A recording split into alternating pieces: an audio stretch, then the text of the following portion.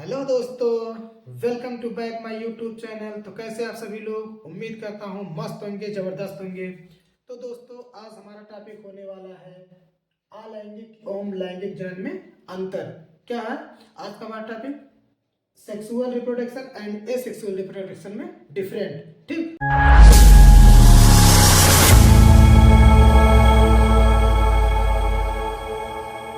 आज हम ये देखने वाले हैं। तो सबसे पहले हम देख लेते हैं क्या अलैंगिक जनन और लैंगिक जनन की परिभाषा को। जैसे कि इससे पहले वाली क्लास में हमने जीवों में जनन देखा था, लैंगिक जनन अलैंगिक जनन की परिभाषा देखी हुई है। ठीक, तो दोस्तों एक बार हम देख लेते हैं लैंगिक जनन किसे कहते हैं। लैंगिक जनन वह प्रक्रिया जिसमें संतति उत्पन्न करने के लिए दो जनक भाग लेते हैं, उसे हम क्या कहते हैं? लैंगिक जनन कहते हैं। जबकि अलैंगिक जनन किसे कहते हैं? अलैंगिक जनन वह प्रक्रिया जिसमें संतति उत्पन्न करने के लिए केवल एक ही जनक भाग लेता है, उसे हम क्या कहते हैं? अलैंगिक जनन कहते हैं। आइए दोस्त, अब हम एक एक करके अलैंगिक जनन और लैंगिक जनन में अंतर को देखते हैं। पहला अंतर हम देख लेते हैं क्या हुआ हमारा। ये हमारा पहला अंतर। ठीक, पहला अंतर है कि इसमें संतति उत्पन्न करने के लिए एक ही जनक की आवश्यकता होती है। इसमें एक ही जनक की आवश्यकता पड़ती है। इसमें एक ही जनक की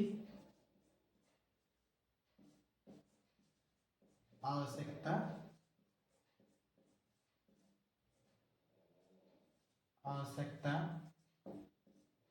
पड़ती है।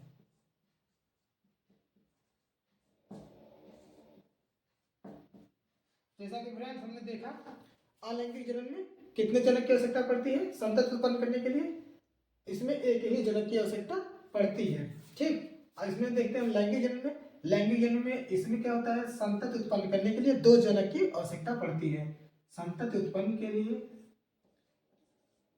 संतति उत्पन्न करने के लिए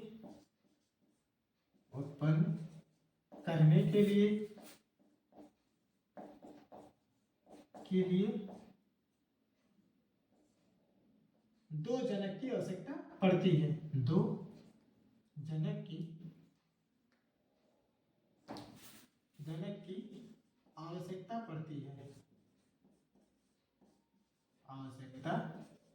पड़ती है। तो फ्रेंड्स हम देखते हैं, ये तो हमारा हो गया पहला। जैसा कि परिभाषा के अनुसार हमने देखा था, इसमें संतति उत्पन्न करने के लिए एक ही जनक की आवश्यकता होती है, जबकि उसमें संतति उत्पन्न करने के लिए दो जनक की आवश्यकता होती है। ठीक, अब हम अगला अंतर देख लेते हैं। दूसरा अंतर हमारा क्या रहा?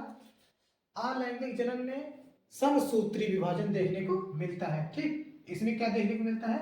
इसमें समसूत्री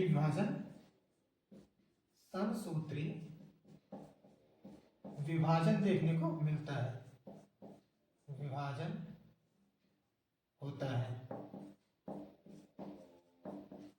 जबकि इसमें हमारे क्या होता है? लैंगिक जनन में हमारे समसूत्री कुछ विशेष जीवों में देखने को मिलता है, और अधिकतर इसमें हमें क्या देखने को मिलता है? अधिकतर इसमें हमें अर्धसूत्री विभाजन देखने को मिलता है। ठीक है, तो लैंगिक जनन में हमारे क्या देखने को मिलता है? इसमें अर्धसूत्री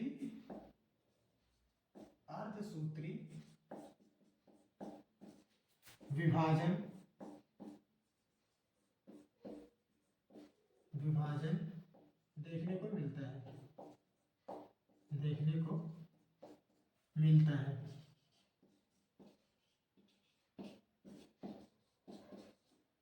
ठीक, तो हमारे अलैंगिक जनन में समसूत्री विभाजन, जबकि लैंगिक जनन में अर्धसूत्री विभाजन देखने को मिलता है। अब हम तीसरा अंतर देख लेते हैं। तीसरा अंतर हमारा क्या है?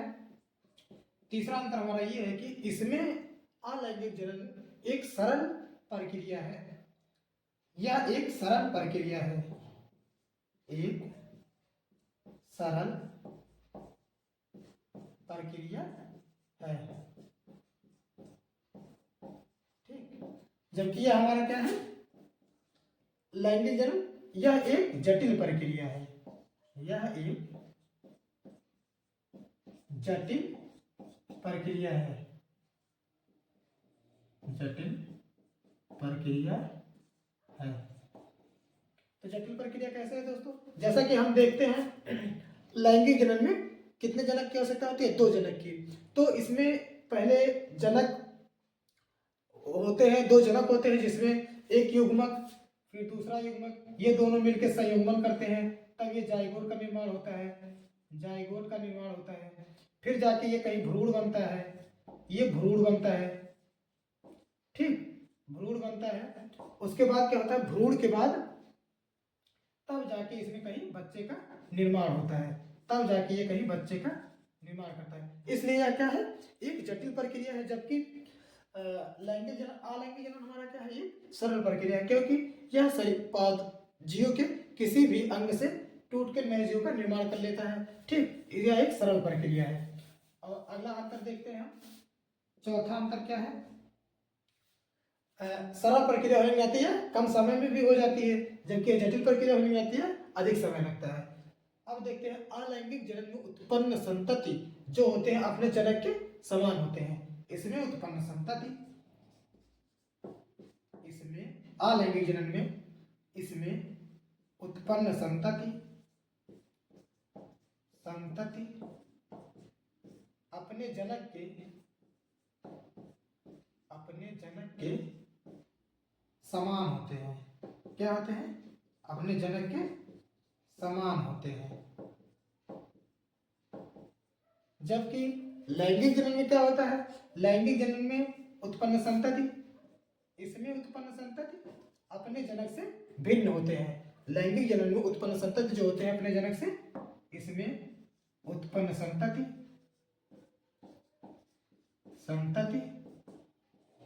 जनक से भिन्न होते हैं,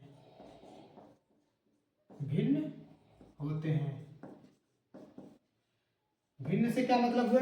भिन्न का मतलब उनका आकार, रूप, रंग थोड़ा बहुत कुछ ना कुछ जरूर बदला होता है। जैसे हम मानव में देख लीजिए, अगर हम लोगों में भिन्नता ना पाई जाए तो हम लोग बिल्कुल पहचान ही नहीं पाएंगे किसी को, कौन मम्मी है, कौन पापा है, कौन क्या है। ठीक, और जबकि हमारे इसमें देखिए अलैंगिक जनन में क्या होता है? बिल्कुल अपने जनक के समान होते हैं। जो संतति जीव होते हैं वो अपने पैतृक के समान होते हैं। ठीक, जैसे कि हमारा आलू हो गया, या कोई पेड़ देख लो, कोई देख के बता सकेगा कि नहीं इसमें कोई भिन्नता है, वो लोग बिल्कुल एक समान होते हैं। ठीक, अब हम देखते हैं अगला। अगला अंतर क्या है? अलैंगिक जनन जो होता है यह निम्न वर्ग के, अलैंगिक जनन यह निम्न वर्ग के आकशेरुकी, कहाँ? आकशेरुकी जीव में देखने को मिलता है। आकशेरुकी जीव में देखने को मिलता है।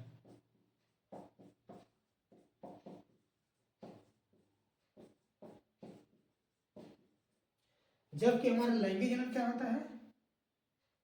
नंबर 5, लैंगिक जनन क्या होता है? यह उच्च कोटि के जीवों में देखने को मिलता है, जैसे कि मानव हो गया, जानवर हो गए। ठीक, पादप में भी हमारे जैसे कुछ बड़े आकार के पौधे हैं, उनमें हमारा क्या होता है? लैंगिक जनन नहीं होता है। तो यह उच्च कोटि के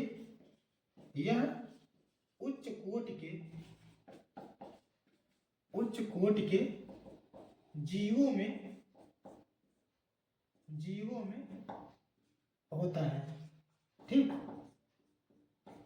होता है। अब हम आगे देख लेते हैं। छठा नंबर पे एक उदाहरण क्या है? यह अमीबा पैरामीशियम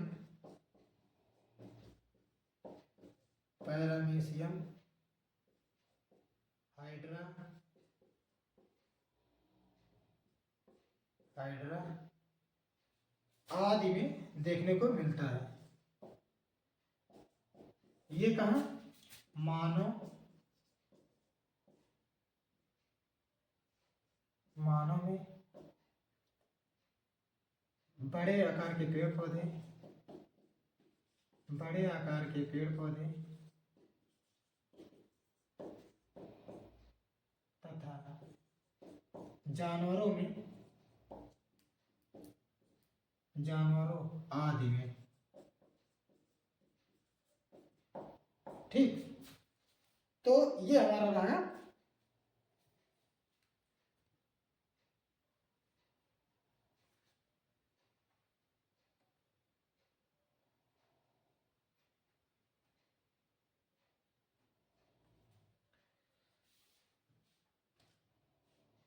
आदि से। ठीक, अगला हम देख लेते हैं, एक और देख लेते हैं क्या है हमारा। इसमें जीव का निर्माण लैंगिक जन्म में हमारे क्या होता है, इसमें जीव का निर्माण युग्मनज से होता है। इसमें लैंगिक जनन में, इसमें मतलब ये लैंगिक जनन में, लैंगिक जनन में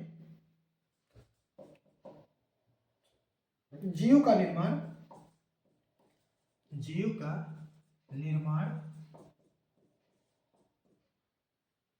इसमें जीव का निर्माण युग्मनज से होता है, युग्मनज से होता है, जबकि इसमें युग्मनज बनते ही नहीं, इसमें युग्मनज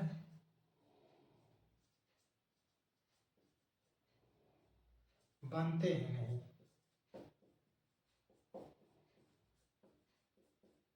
बस तो